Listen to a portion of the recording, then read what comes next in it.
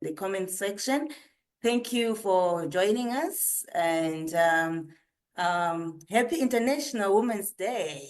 I hope all women out there are doing great things and achieving great dreams.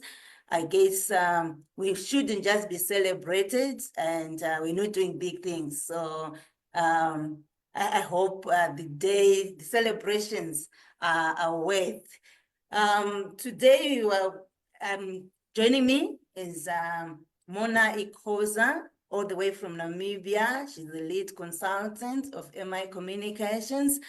Normally, each and every day, we leave home to go to our workplaces, and our workplaces are like our second home. And sometimes when we get to the workplace, we meet that one colleague or the boss or the customer or the supplier who is very difficult to deal with. I was listening to a discussion the other day, and they asked the question that what would you choose, to be unemployed or to work in a toxic work environment? And people had mixed responses. Some were saying they would rather be unemployed than be in a toxic work environment. And some would say they would probably enjoy for a while whilst they're working on a plan B. And some said, you know what, when I go to work, I'm going there for money.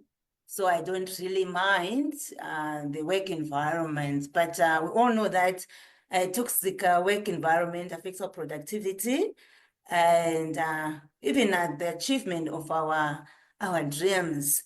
So, Mona, before I get over to you, I would also encourage you to just introduce yourself, maybe adding to what I've already said. What does well-being at work mean to you? And probably how does it affect productivity? All right, Teffy, thank you so much for having me on your show and on this platform. And I also agree, Happy Women's Day. I truly believe, I'm not sure what the theme of this year is, but I trust that the session would give you some insights and some sort of ideas on how you can further empower you as a woman going forth in the year. I'm very passionate about workplace matters. And I'm really happy we're having this discussion. So to maybe answer your question, Taffy, I think for me, well-being at the workplace, I look at it from a tripart element, because as a human being, I have a body and a soul and a spirit. Now, from a physical element, for me, well-being means that my environment, the space that I'm working at, is clean, it's efficient, there's enough air. In terms of ergonomic, I have the right chair, the right office setup, the right table that would enable me to do my work, and which then aids my productivity. From a soul perspective, it's then when we talk about my emotions, that my opinions, my contribution are accepted, and that they're appreciated and valued, and that there's respect in the workplace, and that I'm not made to feel demeaned, harassed, and so on. And from a spiritual perspective, in terms of my well-being, is that I'm operating in an environment where there's no witchcraft or jealousy or all these other elements that has an impact on my overall well-being as a person. So when we look at well-being, I look at how does my space and work affect those three elements about who I am as a person.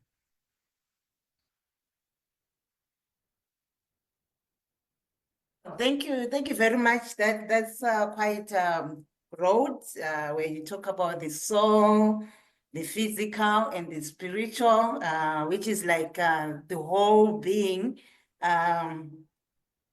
that needs to be addressed. You spoke about witchcraft. I thought witchcraft was not part of the workplace. Would you want to expound on that? I don't think so. Witchcraft as long as they're human beings are vessels, right? At the core of who we are spirit beings. That's what I believe. And when we die or go to the other level, the spirit part of us is what departs, and then the physical body stays on earth, and that's what later on decomposes. Now, the fact that we are vessels, we have two. It's either we allow our bodies to be used by God who created us, or we use our bodies to be used by Satan. And because obviously Satan is a spirit, God is a spirit, they need a body for them to do and enforce us to do what they need us to do on earth. Now, if you give yourself to Satan and his work, this is where issues are around, which is either motivated by either envy, pride, jealousy, because you see maybe your colleague is doing better, or you are envying her, then you use the dark side of the spiritual powers that all human beings have to then try to influence in a negative way either your colleague or the space in which you work. So yeah, in a nutshell. Yeah, I'm glad for that you expounded on that. I was talking to someone a couple of months ago. They're in their office. They have different beliefs, and some of the colleagues, that their environment was very toxic. So some of the colleagues, they actually go to sangomans, witch doctors, to pull others down. And the other one was, the one I was talking to is a Christian, and they actually had to give up the work at some stage because it was very difficult. According to them, those from the dark world were more influential on the boss. So the boss really hated the person. No promotion, whatever you do, whatever work you do, no one appreciates. You spoke about respect at work. What would you advise a person in that situation? You're a Christian, you're working with probably even a witch doctor who is using their powers to make the environment very toxic for everyone. They are favored by the boss. Probably they get all the promotion, and you actually feel disempowered. What would you advise someone in that situation? Okay, so having gone through it myself, I think it's really important to understand who we are, as a believer, the power and authority that God has given us. Because I think if you don't know who you are, and you don't know what you have, then you can fall prey and become a victim of the environment and circumstances that you have. So I think I think it provides a beautiful opportunity to that type of environment provides an opportunity to exercise your faith. It provides an opportunity to really engage and understand what spiritual warfare, because at the end of the day, what you're fighting, you're contending with light and darkness in a space.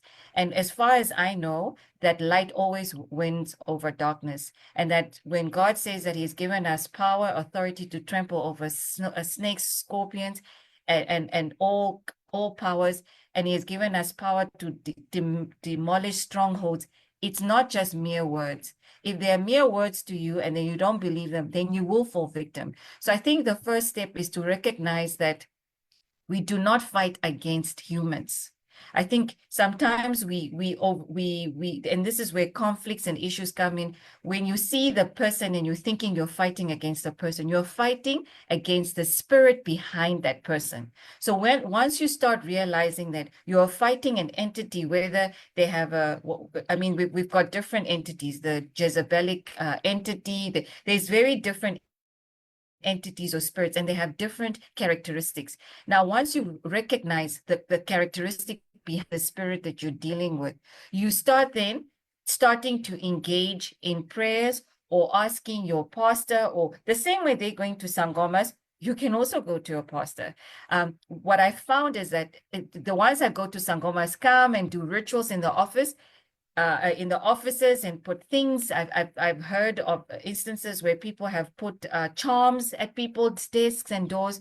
You can also come and speak words and anoint your office doors, for example. So I truly believe when you do research and engage and understand spiritual warfare and understand that the person you're fighting is not your colleague per se, is recognizing that there is something behind your colleague and that is what you're fighting, then it kind of starts to, then you stop fighting each other, because now you understand that you're fighting from a spiritual perspective. I think that is, yeah. And not taking it personally, because I think most of the times when you start taking things personally, your emotions are too vested and then you don't think correctly, you don't think right. And that's where you then make mistakes, you become frustrated. And then in certain cases you give up because you're doing things in your own power. But when you trust God and you allow God to show you the strategies that you need to employ to dethrone the principality at work, I truly believe the Holy Spirit is always able to help us. Oh, thank you for that. As Mona says, she emphasizes that your colleague is not your enemy.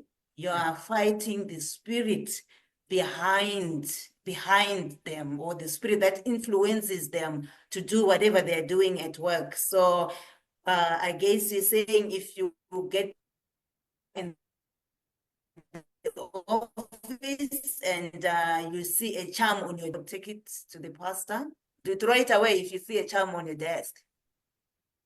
Do you throw it? Yes. So I mean, some people get scared, obviously, but again, if you understand the power that you have, that if you believe that no curse, God was when Jesus became the ultimate curse, he nullified that. If you believe that you have the power to dismantle that, you throw it away. You pray, you declare, you speak words. Because remember, charms are also activated by words. Because if we think about it, the physical world that we live in was activated by words. In the Bible, it says, in the beginning, God said, words were spoken. And the same way the dark world also speaks by activating words. So you can also speak by activating words. And if you believe that your words hold power, then those things shouldn't affect you, ideally.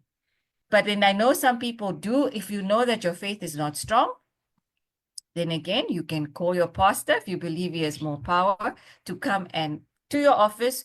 But number one, because it's in the office space, I would take a picture. I'll take it to HR.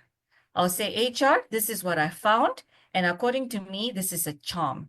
Now, because I know this is a charm, I would like permission to invite my pastor, because I don't want to touch it, to come and remove it and pray over it. Because you can't just bring your pastor to your workplace. There are certain policies and procedures on how we handle things. And you need to go, and that's why it's important that you capture the evidence, report it to your HR, report it to your supervisor, and explain why this element or issue is a problem for you. And how you want to deal with it is because you know that it has spiritual implications. You want to bring your pastor, and your pastor can be accompanied. The HR person can accompany your pastor as they come and pray and remove it. But it's important that when we're in the workplace, we adhere to the decor in the workplace as well. Oh, that's very interesting. So what if the HR people don't believe that it's a charm? They will just need to believe what you say. If they see and then they don't agree with you that that could be a charm or a harmful thing. At the end of the day, if I feel that my life is threatened, right? I'm in the workplace, I believe that my life is being threatened. And I've taken pictures and I've explained that for me, this is a charm. Whether you believe it or not, it's neither here or there. That's why I'm stating that I'll inform you.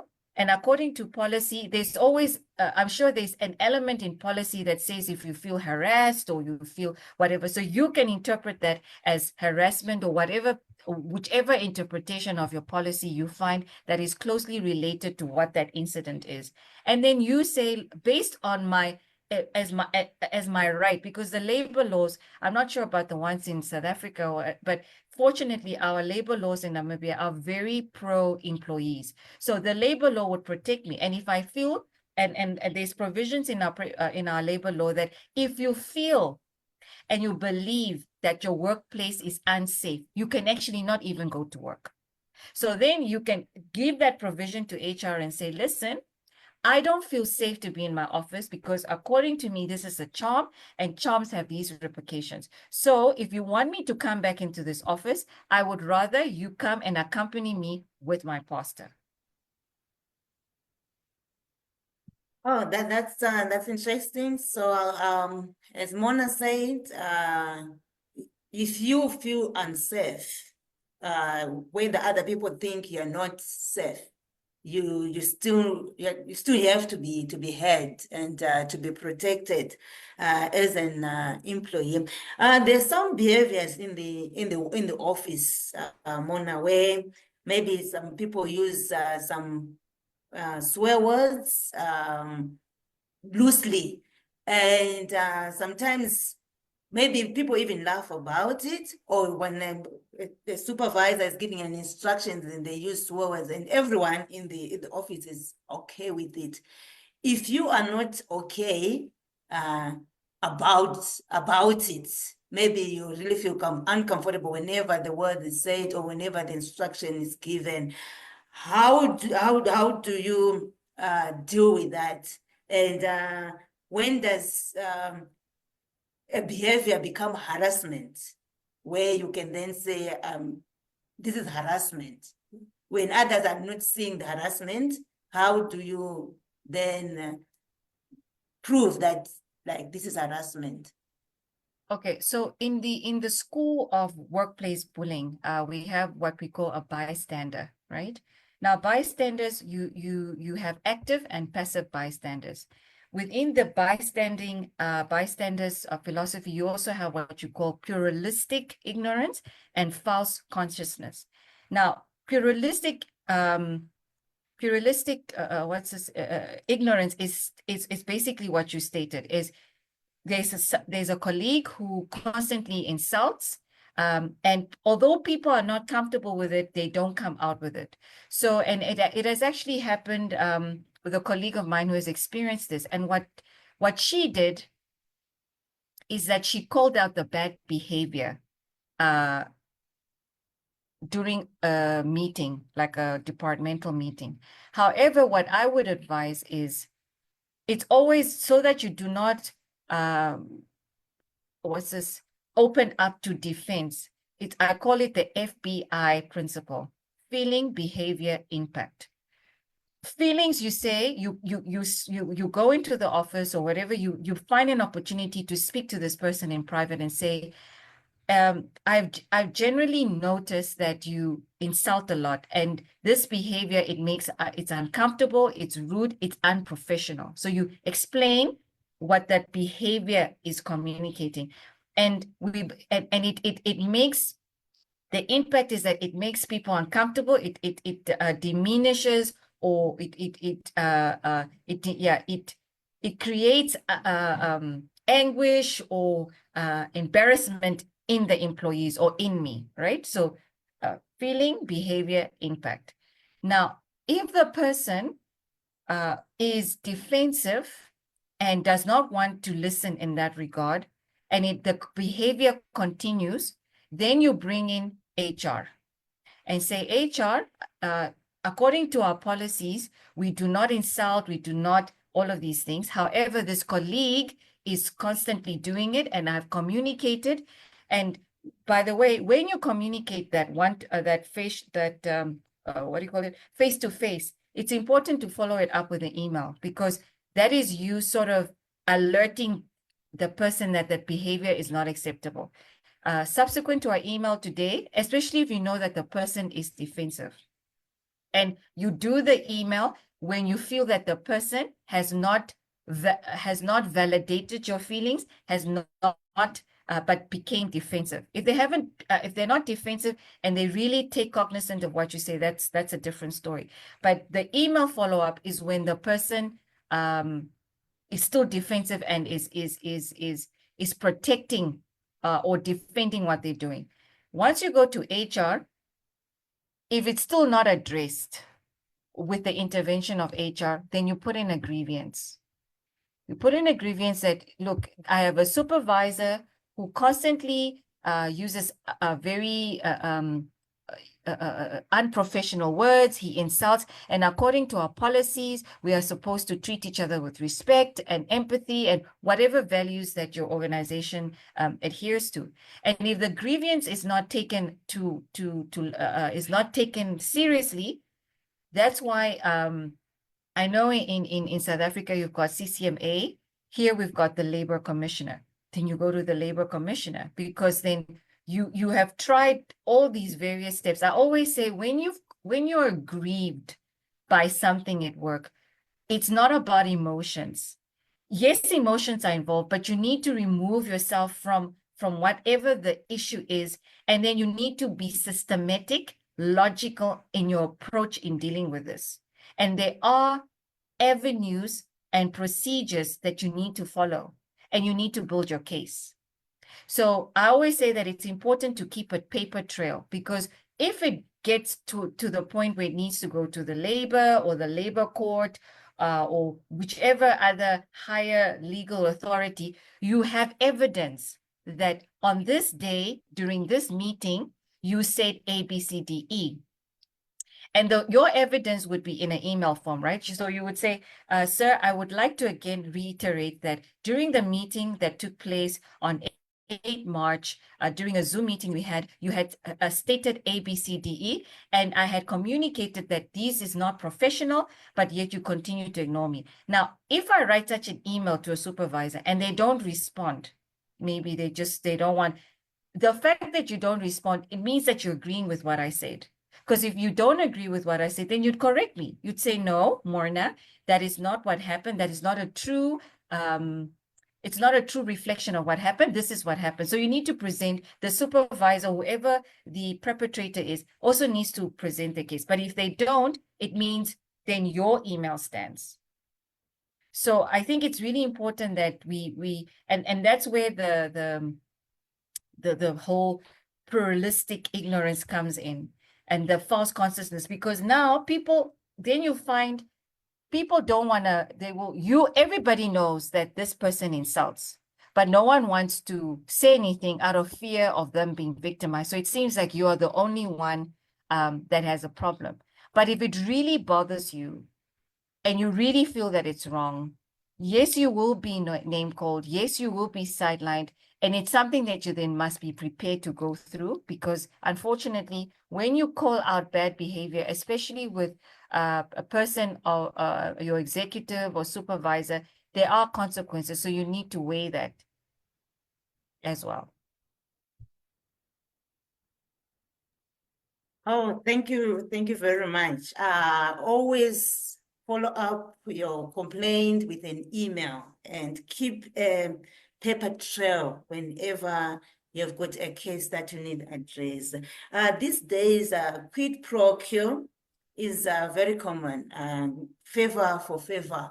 And I've heard a number of women complain that they're having a challenge. You may be qualified, but sometimes you are told your qualifications don't really matter.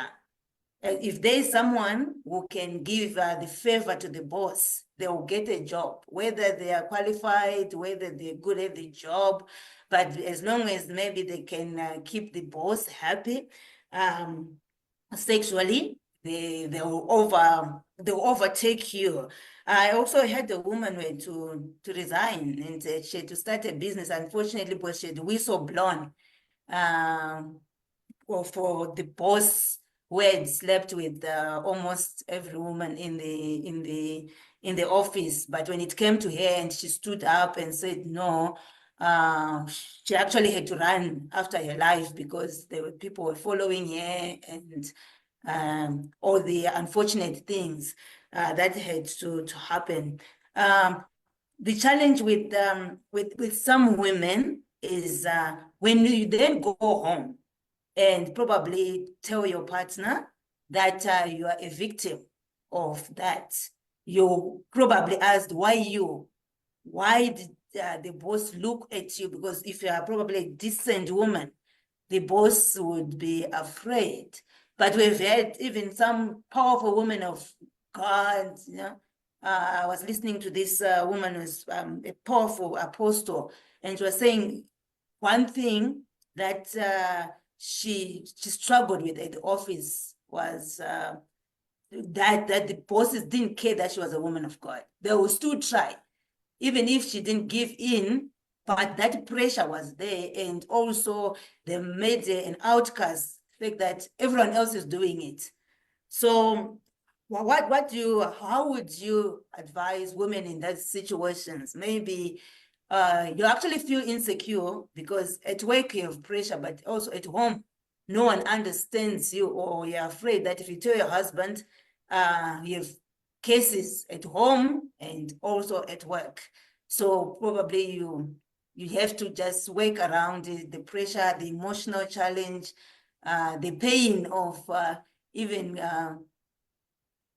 sometimes it affects your self-esteem when someone approaches you like that. What would you say to women who are challenged in that regard, where they have to give favor for favor?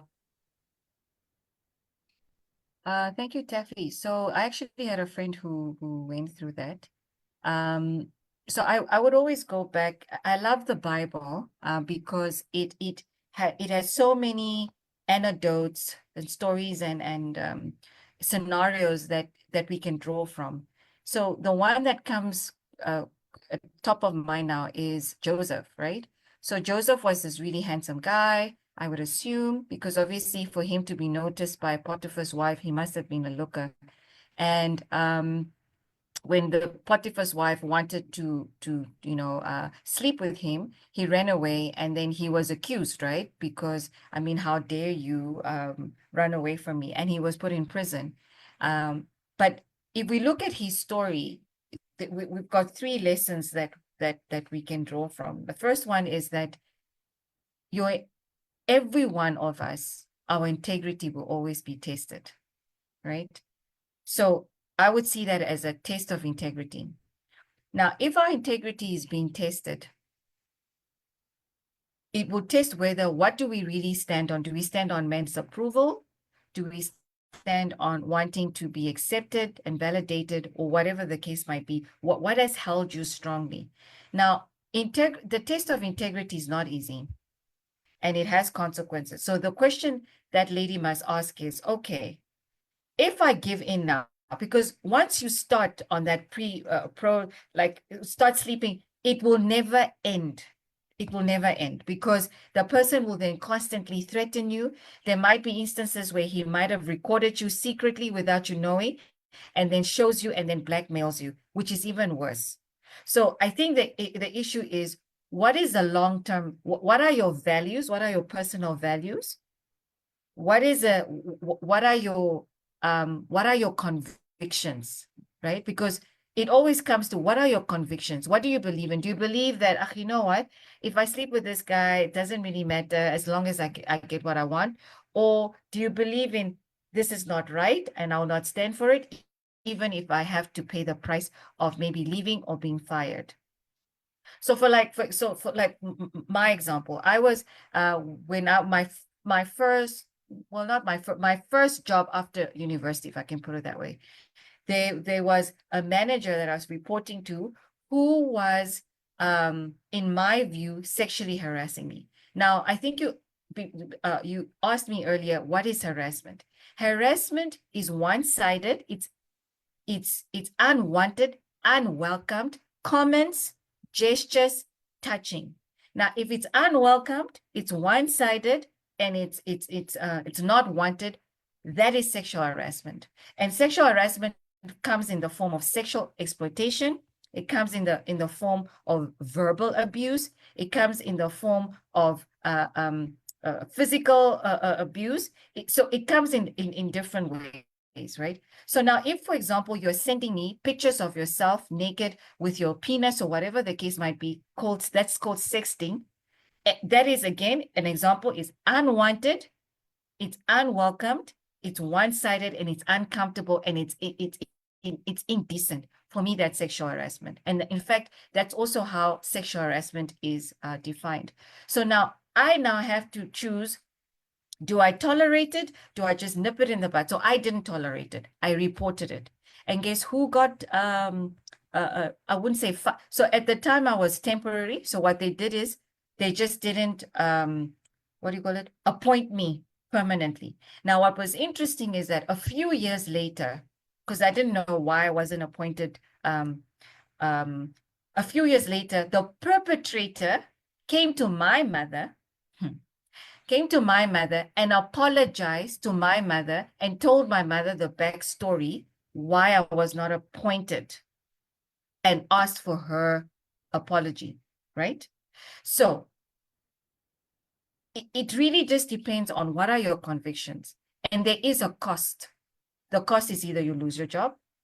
The cost is either you are painted as a troublemaker, because there's a thing called the perfect victim. Now, the perfect victim is if you don't, because a lot of the time sexual harassment, you can't really prove it, right? Because the person can say, yeah, but you are lying, or because you don't have evidence. So if you're not seen as a perfect victim where, there's actual marks or like then you will be cascaded, you will be castrated by the society. In fact, fellow women will even name call you, they will isolate you. So there is a price to it. But I truly believe the same way as Joseph, if you hold on to your convictions, if you're an integrous person, the long haul is better than the short-term gain. But it's not easy. I'm not going to lie. It's not easy. It can be a lonely journey, but God will always reward you you will pass the test. And at some point you need to pass the test. For the husband, for the ladies that have now the insecure husband, or the husband who would then say that, honestly, that is difficult, because like I said, my one friend, her husband also started thinking, yeah, but why is this guy making advances to you? Like, what are you doing to create that environment? But unfortunately, that is when you're now married to someone who is immature, who is ignorant, who doesn't understand things. Whereas in another husband would say, okay, you know what? If this continues to persist, I will then have to come to your office and deal with this issue. So it really just depends on the type of person you're married to. If you feel that you're not getting the support from home, then find a psychologist that can then speak to you, because psychologists can go, they can be summoned to courts and stuff. Find someone else who would believe you to stand with you, because if your husband isn't and at work isn't, there will be other people that would be able to help you. Yeah. And that's why maybe, Taffy, before you ask the next question, I think that's really important. If there's anything, especially on this Women's Day, that we become each other's active bystanders. And by that, I mean, if you see that there's a colleague of yours that is being sexually harassed, or that is being bullied, call out the wrong behavior if you can, if you're strong enough. The other way you can do it is you can sit in your desk, you take your phone and just record when this boss is lashing and insulting, and you give that recording to your friend and say, you know what, if ever you needed evidence, here's the evidence, and you can take it to the police. When you're in a conversation with other ladies or wherever in the workplace, instead of you saying, yeah, she deserves it, yeah, she just opens her legs, or whatever the case is, you call out that wrong behavior at that time. So there's many ways you can be an active bystander without having to be involved in the process. Or when that boss is lashing out, maybe you have a stronger personality, because these bosses tend to prey on people who are maybe more quiet, more reserved. Then you speak up for the colleague, but just do not allow the uncalled for harassment to continue. There's many ways you can be active without being involved. So, or you can call someone, you can maybe call someone and say, HR, I think you need to come now down at floor 5. There's something happening, So just I think it's time that we become each sister's keeper by the true sense of the word and not just by mere words. Yeah, sorry. Thank you, Mona. That's very insightful. Why did your colleague go to your mom and not come to you? Or did they apologize to you at some stage? No, no. They went to Why my did mother. they, I why don't did they know. go to your mom? So what happened was it was actually funny. So when I was getting married, we were checking out venues with my mom, and then this person happened to be at the same venue. So then I think I went out to speak to suppliers, and then he then got an opportunity to speak to my mother. And then my mother came to me and said, "Oh, you know what? I met this person, and this is what they had to say." And I'm like, "Okay, that's so bizarre. This person never came to me. They never acknowledged it, but they went to my mother." But the point is, there was a point of acknowledgement. That happened like 5 years later. And then I knew, oh, okay, this is why I didn't get that job, is because I had called out wrong behavior. I reported it to the head of the department, and the head of the department, who's another guy, I don't know what he did with that information, but usually a lady, when they report sexual harassment cases, you become the subject of retaliation, especially with the supervisor. And you can expect backlash because now the actual bullying begins. And this is where the other women in that space now need to help their fellow sister. Yeah. You mentioned about, you used the example of Joseph. Are they men who are also harassed sexually by Of women, or course, it's of no, it's course. usually, and what would be the percentage? Probably, is it more women or? I don't know about percentages, but there are women who get away with it. And usually, obviously, women play the victim card, but there are men who are harassed. Remember, anything that is unwanted, that is one-sided, that is unwelcome, excuse me, that is unwelcome is harassment. Now, there are some ladies who would spank a guy's bum, or they would hug them and the guy doesn't want. That is sexual harassment, especially if the person has communicated to you that I really do not like you sending me naked pictures of yourself. I'm a married man. Can you please stop it? And most of the time, they don't always have the evidence. And also, most of the time, they might have some sympathy towards the lady, but their cases are also very difficult to prove as well, because then, I mean, the norm is that men usually harass women, and you won't expect a woman to harass a man, but they do get harassed. I just don't know the statistics.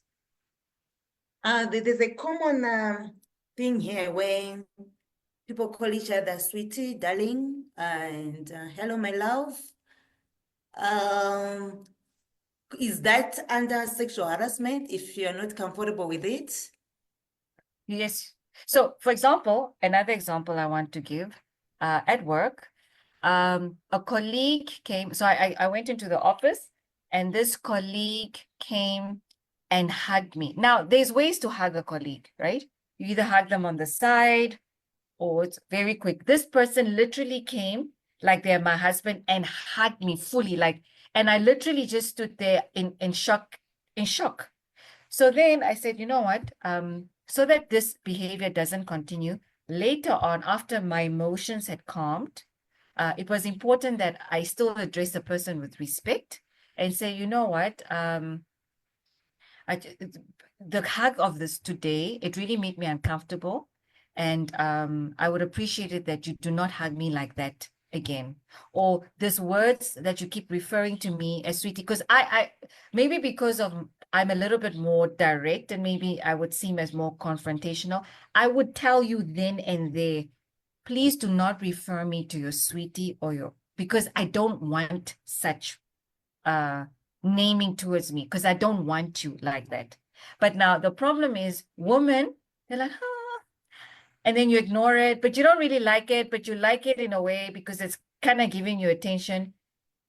Then the person continues because they think it's okay. Or there's things where the guys, I've seen it in the office where a GM, a general manager, would slap the bum of a supervisor. And I'm just like, they're both married.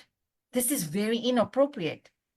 Maybe she likes it, maybe she doesn't, but she doesn't say anything. So the person will continue. So it's important that you communicate it, but do it respectfully, right?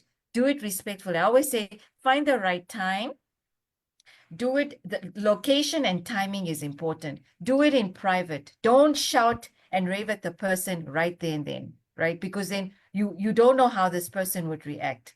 So see them in private. Like what I did is like, because I mean, the person, when I wanted to address them, they went home. So I sent a text afterward and they said, oh, thank you, Morna. I'm a hugger. This is what I'm a hugger.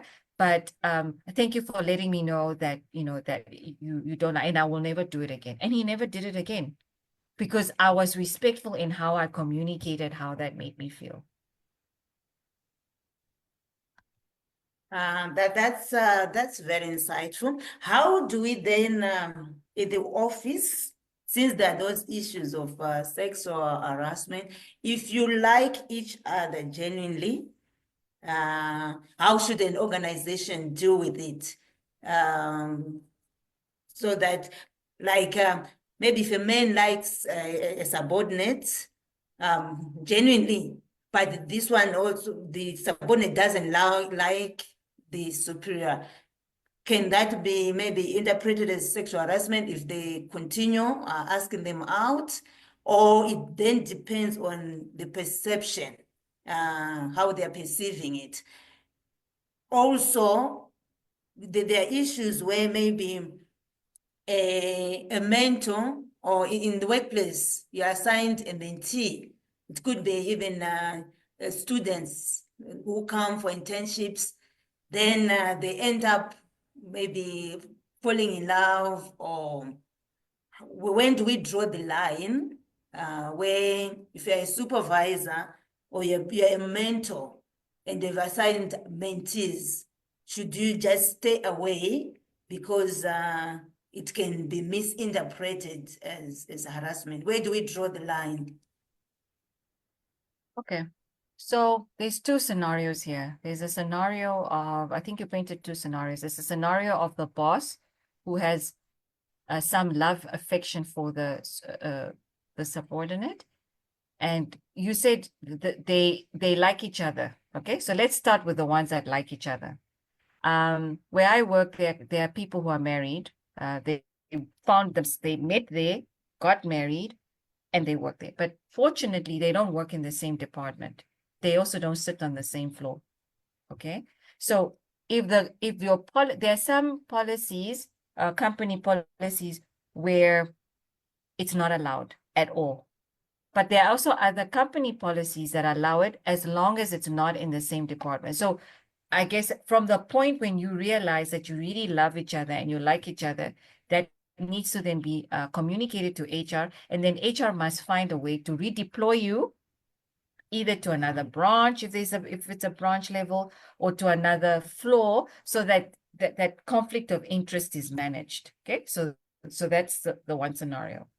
The other scenario of the boss likes the subordinates, but the subordinate doesn't like it. So now this is where emotional and social intelligence comes in, right?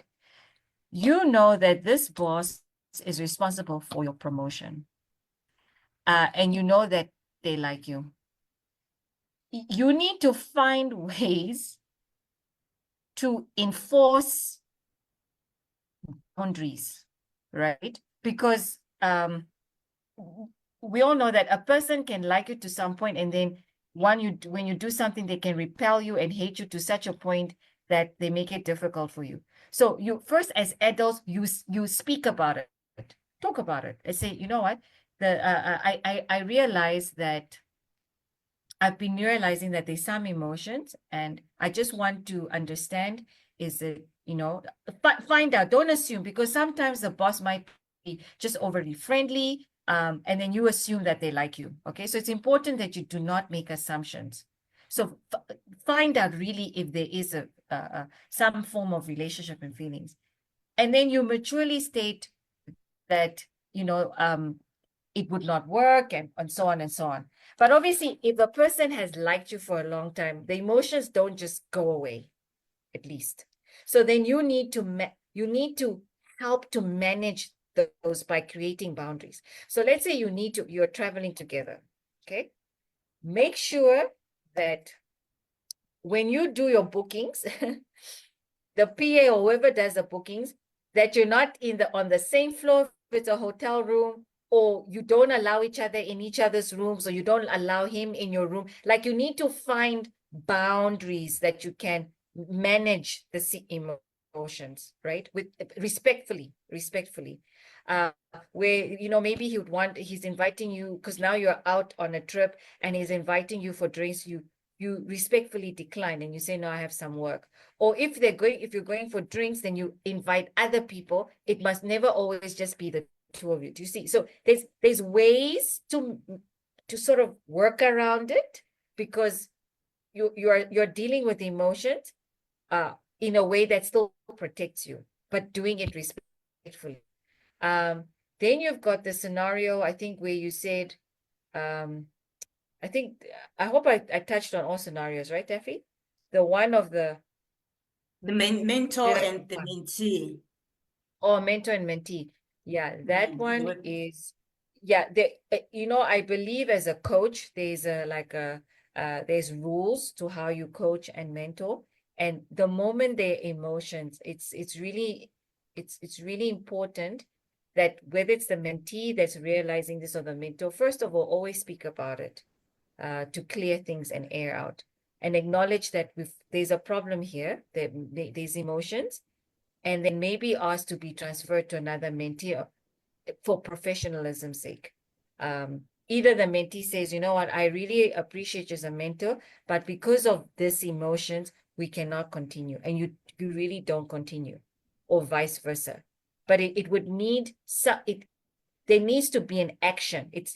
That's why, again, I might refer to the Bible. It says, it doesn't say entertain sexual harassment or temptation. It says flee. There's a reason why it says flee, because over time, if you continue to say, no, it's nothing. Yeah, I mean, we can go to open spaces, or we can find ways to manage it. It honestly does not work. So one of you needs to abort. Even the colleague and the mentor. At some point, if the person doesn't stop, it's either you ask for a transfer, or you leave, or you trust God for a promotion somewhere.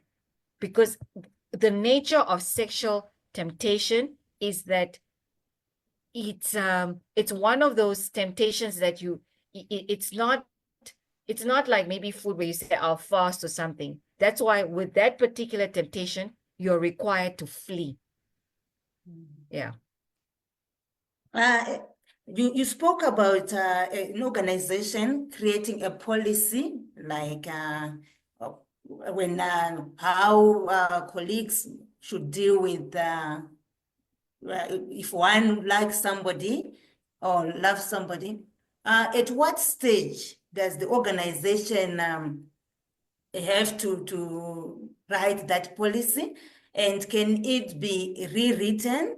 I'll ask another one, then you can just address both because of our time. On the issue like that of policies, I also saw there was a time when I saw on social media that there's an area in Namibia, I'm not sure, you can confirm whether it's true, where if a visitor comes, a male visitor, their way of appreciating the male visitor is to give them a woman to have sex. I just saw it on social media, so I'm not sure whether that's true.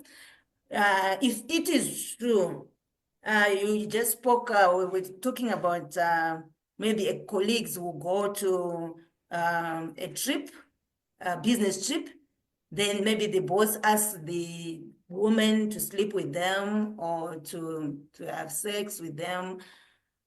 If we have such cultures, if they're there, how then do you protect the woman who is being asked for sex by a boss? Because if there's like maybe the boss is from that culture, so it's acceptable, it's okay. In our culture, we get women to appreciate us for sex. And when people make the policy, they have to, how do they incorporate such cultures if they did, because then it's difficult to maybe to follow a policy, yet they are also in our communities, some of these things are normal or are accepted. Okay, so many of the countries, I think 193 countries, have adopted the Sustainable Development Goals.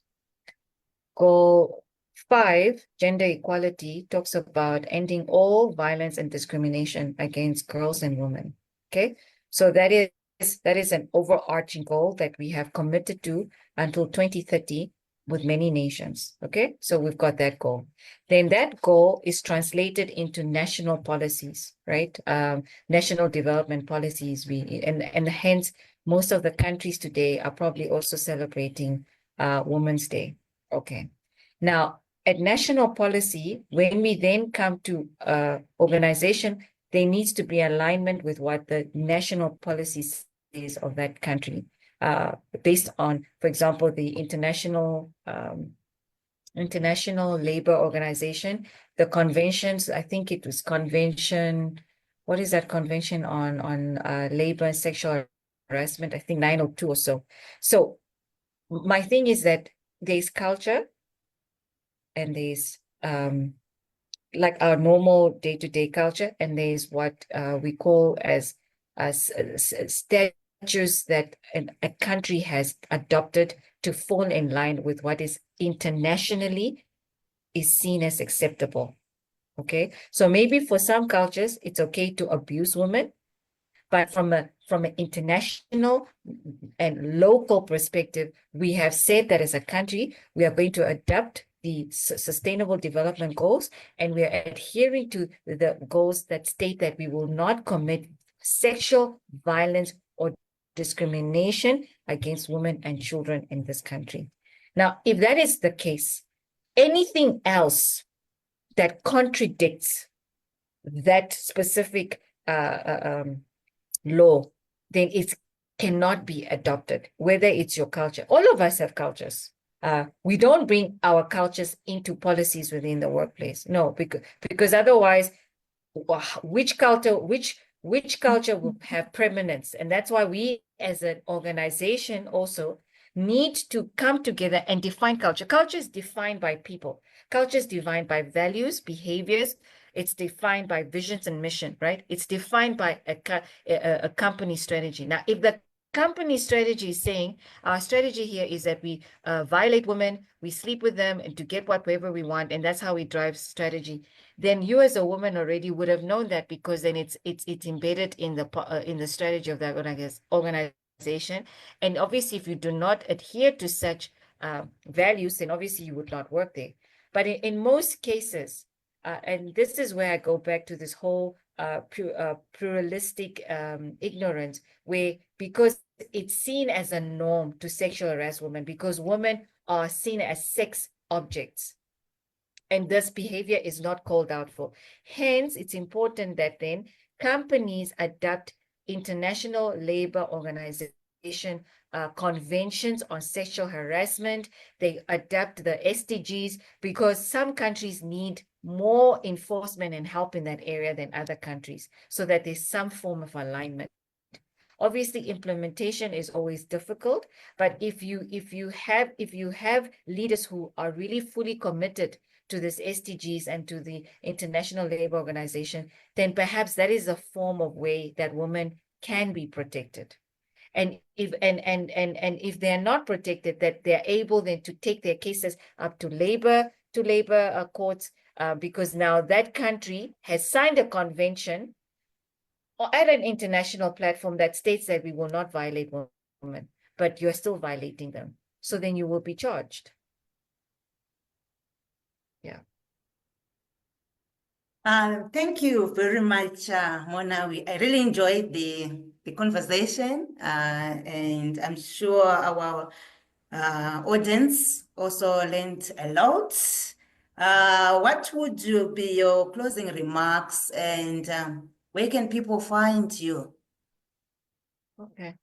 I think my closing remarks, if it's like I said, I didn't know what the theme was, but honestly, for me, it's high time that this whole woman empowerment and we're sisters, it really starts to materialize in action, and that us being active bystanders, not just for women, for children and for men. We need to learn to call out unacceptable behavior. We need to help those who really are are powerless, are speechless, to be their voice, right? It's important, and you can do that at the comfort of your office, at your desk, by using technology and helping the other person when they feel disempowered, when they feel humiliated, to bring some form of dignity. When you see a fellow lady, let's say you go out on a night and you're going clubbing and you can see this woman's drink is being drugged, and you can see that the guy that is about to take her is going to rape her, you come and interfere and you say, ma'am, you don't even talk to the person, ma'am, are you okay? Can I take you home? It's important that we truly become our brother and sister's keeper. It's a trait that Africans have lost. It's a trait that has kept us as a nation, and it's important that we become that again, because we've become too self-absorbed, too self-centered, where we don't care about each other. And this is really the true sense of Ubuntu. And where you can find me is my socials. Morna Ikosa, Morna on LinkedIn. I'm Morna 2.2 on Instagram, and Morna Ikosa on Facebook. Yeah, and let's continue having discussions. I'm a columnist. There's a lot of the things I've spoken about, I've written about, I've internalized. If you just look for Morna Ikosa on Google, you'll be able to find a lot of the articles I've written on the subjects that we've spoken about. Thank you very much, Mona. As Mona has said, you can follow her on, you can check her on Google, and then you will know all the platforms. You can connect with her. You can ask further questions.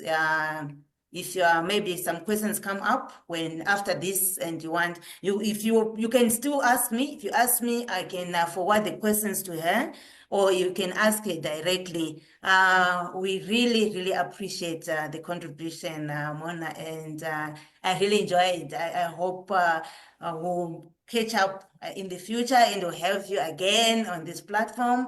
We really learned a lot. It was very insightful, and we appreciate. And to everyone who joined us, thank you very much for joining us today on International Women's Day. And I hope wherever you are celebrating, or you're being celebrated. If you want to get hold of me or us, you can write us an email to tafazwa@tafazwamazbukospeaks.co.za.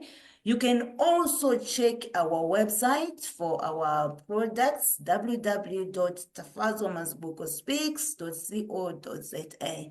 And you can also follow us on YouTube. You can like and subscribe to our YouTube, The Dream That Is Worth Fighting For.